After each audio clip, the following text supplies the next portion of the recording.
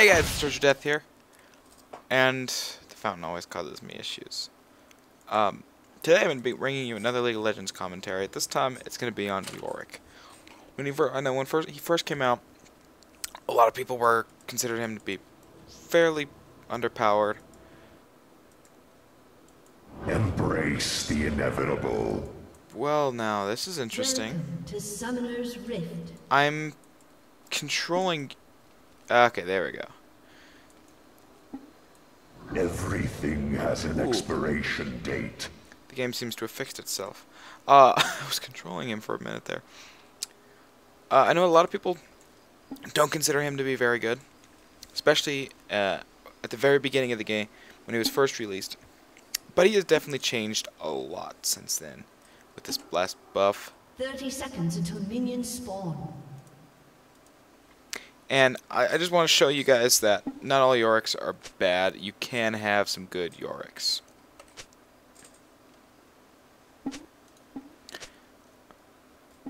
And in particular, this is focusing more on a build in-game than masteries and runes. Because most, pretty much typical AD 2109 setup works fine when it comes to masteries.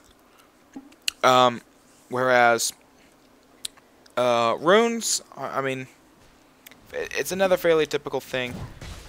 Yeah. Unfortunately, I do get ganked pretty hard here. I get double exhausted. But I wasn't first blood, so I'm at least thankful for that. But my point is that You have been slain. Yorick was just completely. An enemy has been slain. He was completely useless when he was first released. And with the free week, you know, people were rage quitting because people were picking him. And ever since this buff, this patch buff, I mean, he's been worlds better. And I've only played him since then, so I have no clue how he really was beforehand. But personally, I do like him as a champion now because he's interesting in that all of his abilities scale off of AD, but they all cause magic damage. And the big thing I want to say about that is just that it gives him a kind of a niche role. There are not a lot of people who have this kind of ranged attack that are AD but do magic damage. That's fairly rare. In fact, off the top of my head, I actually can't think of any others.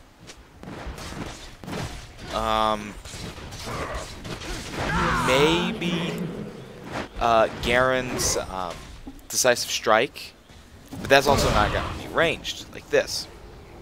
So I'm hesitant on saying that. So, Summoner has disconnected.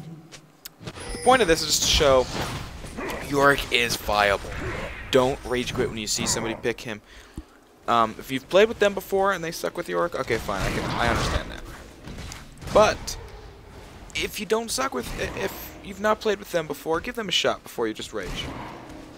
Because this was my second time playing him in a real game. I played him once in a co-op. I played him in one PvP game before this, and I found a fairly solid build. Never thought I'd hear somebody was scared of a Yorick, but Zin did end up having that disconnect issue, and the guys here are joking around that it was he couldn't handle me as Yorick, which is, I don't think that was, I'm fairly certain that's not the issue, because he does come back later. This is one of my customary lag spikes, which I mostly have fixed, thankfully. I just had to go over a router issue. And if you're hearing the chat sounds in the background, you might not, I don't know. But if you do, I've actually got the launcher open, and I'm in chat with Riot about the QA.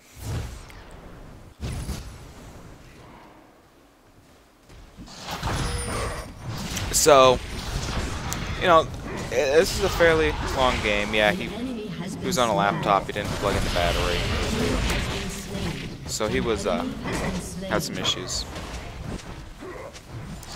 There we go. Our Soraka's 2-0-1, and doing a fairly good job of, I don't know, stealing kills. I made a really horrible decision there by going after him. I'm extremely lucky I didn't get TF coming after me. Because he probably could have taken me, to be honest.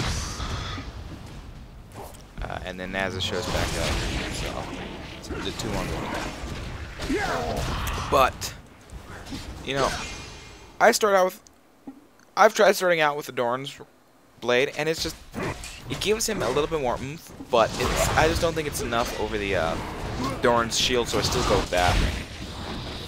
And the nice part is, you see right there, I just do tons of damage. The thing holding me back there was cooldown reduction and my mana. But boots of lucidity, absolutely required, I think. Ignore Merc Tread. I don't think he's a big tank. But I mean, you could take him. However, I like the cooldown reduction. It allows him to have a lot higher damage per second than most other melee champions if they don't stack AD or AS. Like, I pretty much just stack AD and mana. AD, actually technically I stack health and mana. Mana immune. Beautiful item in my opinion for Yorick. Because it helps solve some of his mana issues. And it gives him a good amount of AD. And I love this. I'm getting attacked by 2 of them, and I'm not dropping below half health. And then we just proceed to do kills in, and I mean, really, we're doing a fairly good job overall for this team. 9-5. The reason I selected and there you go. There I have my mana immune. Look at how high that went. 55 extra AD now. That's 57. That's that much extra damage on the Omen of Famine because it is a 1-to-1. Omen of War is 1-to-1 total. Omen of Famine is 1-to-1 for his extra. Where and I don't know what the what it is. I haven't really looked it up. But I can figure out the others just by looking at them.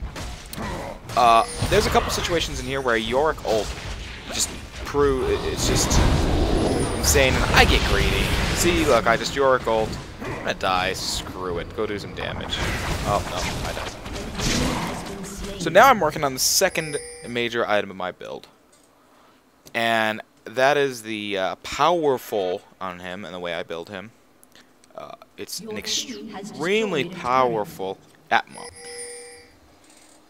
No, I've tried doing the Atmogging a few different ways. I've tried going Frozen Mallet first, and I've tried going Warmog first, and I've decided that Warmog is better, despite the fact that I don't have that slowdown. Just because that way I can scale it. I don't remember which order I do it in this game, but that's how I like to do it. And is the technique I go for. If you're not so good at getting minions, then Frozen Mallet would work that well for you. Now, I was solo laning, and I think that's what's given me a lot of my power, honestly. I will say that if you can, take a solo lane, but I wouldn't say take solo mid. I haven't tried it yet. It's probably a little risky, just because you will be facing somebody with a lot more of that power. I didn't ult her because it's a Soraka. It's probably not a very good soul to have. But we do work on getting these last few kills. We're chasing Katarina, but we're just not going to get her, realistically. So we finally decide, all right, we aren't going to get her. Meanwhile, of course, answers lie beneath the dirt. Of course, it still shows that, man, people are attacking up here. So you know what? Yeah, we're gonna go clear that out. the main thing here I want to show is just build. It's not a score maximizing build, but it's an extremely powerful build, and if done right, I mean, look at this, beautiful, just completely devastates them, and I help get. I thought we got a kill here. We do. So I do help get that kill on them. I do finish my my Atmas. So we do see a fair bit of power already from Yorick. That's a lot of AD for this early in the game. He is meant to be built tanky, but he does gain a lot of health. And that helps his ghouls, which is why I like doing an Atma. His health and AD scale based on yours. It's perfect. Why not when... there you go. Just tons. Tons of health and damage and everything. And this Naz is honestly is at this point he's their entire team. He's 8-1-1. I get one, I ult. Do I get any others? I don't think so, but oh yeah, he gets away. I get him close to dead, but he gets away. So, we've got 2 extra turrets over them. Why is yeah, I even noticed. Yeah, he's now 10-1-1. He's got a fair bit of strength. And now we need to go take him out, and obviously this is just, these fights are just not working out in our favor. I managed to kill somebody. I'm surprisingly not dying. I use my ult and I don't go ahead and not die. What gives? That's not fair. So I just use my Omen of Famine, and it's ridiculous strength with this build to gain a ton of health back. So remember, I don't know which one I'm working at still, because it's just a giant spell. Enemy is legendary. Yeah, he was extremely good. Extremely deadly. Thankfully, without him there, we really have the ability to take down the rest of the team. Except when he gets too cocky, I just go in there and I finally kill him. As you can see, I am working on Frozen Mallet this time. It works, but I prefer doing it the other way. There, see, there's the Mallet's just outright. 10-5-3, not horrible. We're about even on gold. Actually, probably a little higher because we were feeding to that Nasus, so he was getting less and less, and I got that 500 bonus. We can ignore this stupid little chat, and you know what? So that's another thing I like about this room. He has tons of health. Just absolutely dominate. We don't manage to pull anybody, which is unfortunate. We're going. We do a good job. Of course, I get the kill off of Ignite, and my minions thing. I take a couple hits from a turret, and I don't know what it is really. In the grand scheme of things, it's like, screw it. Just tank the thing. Yeah, I mean, last thing about Yorick is that he does have all these ranged abilities. He is able to cast them from a distance, and they still carry that AD tankiness that his minions require. That makes him extremely, extremely powerful. Much more so than anybody would think. And this is why I selected this one to show you. Double kill. Triple kill. Am I gonna get him? Yeah, auto attack. And flashes away, denying me a pentakill with Yorick. Now, unfortunately, there's no rewind, so I can't go back. But that's kind of the big thing. Why I selected this one, because I do get a quadra kill. Before this patch, a quadra kill on Yorick would have been unthinkable. Nobody would have ever seen it. nobody would have ever expected it to see it. Getting one would have been... I had used my ult earlier. It would have just been incredible. See, so now I've got my Warmog. The only thing I have to do now is get rid of the Doran's shield. So now we have to figure... I don't remember what I ended up getting for it. But that's what's going on. This is Yorick. Oh yeah, Shirelia's Revere. Cooldown, health regen, mana regen. Absolutely perfect for Yorick because he does have all that. The issue I think with this game was that they placed all their faith onto that Nasus. They really were trying to get him to carry big time. And you know what? He does a good job. All the teams tracks him down there. I'm like, screw it. Oh, hi. What? Oh, you don't want to do that? Okay, fine. Die. My ult runs out just before I die. So we ended up having a few deaths here. Unfortunately. It is an ace. They did have Baron, I believe. It's consolation. Yeah, they had Baron. So at least there's that. So we kind of, you know, it's against it. But we tried anyway. We did fairly well. None. The enemy's inhibitor is respawning soon. Overall, I think it was a really good game. Because we did smash their heaviest hitter. It gave me enough gold to really do a pretty good build. Your team has destroyed an inhibitor. And I mean, the interesting part is he benefits from spell vamp, but he doesn't benefit from weird. It's another one of those cases where, yeah, I'm gonna die. Screw it. I'm gonna get the kill. Yeah! Oh, I almost got a double kill after death. And that's the beautiful thing about Yorick, is that he's able to get kills after he dies. And I think that's the most unique feature about him. Is technically he's dead, but he's still got full access to all of his abilities. He can still move. He can still use every single one of his abilities.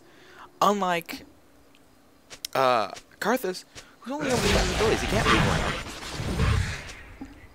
Oh yes. Glowing God Yorick. Not even a fully maxed out Warmog. 318 attack. Over 4,000 health. Scary. And this is pretty much what ends the game. Is that they decide to be reckless. I say forget them. I'm just gonna go straight into the turret here. Wow. So we get the ace, we get the turret. Just go for the inhibitors. And they end up surrendering before we can take down the inhibitor. So basically, the point of this was to show a successful build as Yorick. I think I did that. His ghouls now have a lot of health and a lot of attack damage because they do scale off of his. 35% of his for both. So having a lot of health and a lot of attack damage is perfect for him.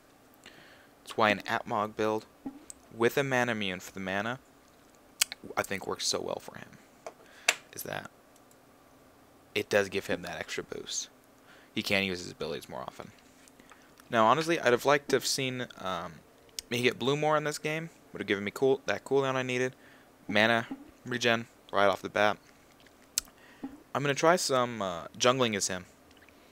But I think my next video will be the long-expected champion, Leona, the Radiant Dawn. With that, I'd like to thank you guys for watching. If you thought this video was useful, let me know, and I will actually probably make a guide for it over on Mobifier and Leaguecraft.